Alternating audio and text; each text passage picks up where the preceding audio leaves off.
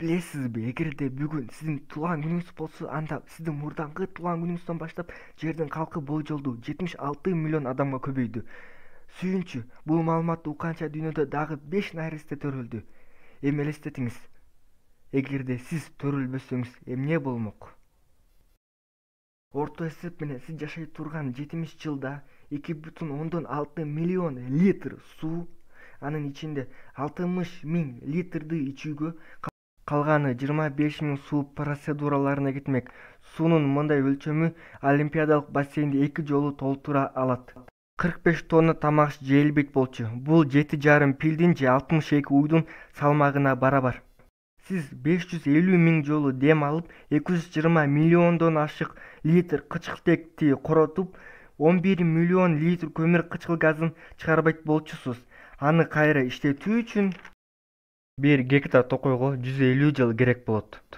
Орто эсеп менен 177 миң километр өтүлбөйт болчу. Ал жерди 4 айланууга барабар. Адам жараткан 15 миң чыр-чатак болмок эмес. Жашооңуздун 2 жумасы светофордун жашыл жарыгын күтүүгө коротулмак эмес. Орто эсеп менен 25,5 миң килограмм таштанды болмок эмес. Аны 4 жарым футбол аянтчасына жайса болот. Эң аз дегенде 42 миллионго жакын ватт электр энергия кетмек эмес. Ал музаткыч 180 жыл бою тынымсыз иштөөсүнө жетет. Бир күндө адам чыгарган жылуулук 33 литр муздак сууну кайнатууга жетет. Демек сиз жашооңузда 280 тонна музду эрите алмаксыз.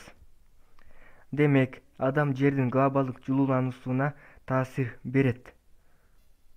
Ошондо сиздин төрөлгөнүңүз эчкимге кереги жокпу?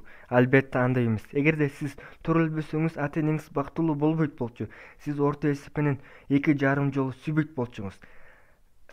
Жана ата-эне болууну билмек эмессиз. Сиздин балаңыз ата-эне болбойт, жана анын балдары ата-эне болбойт болчу. Орто эсеп менен сиз 300 миң жолу күлбөйт болчуңуз. Анан дагы сиз төрөлбөсөңүз, бул видеону ким көрмөк?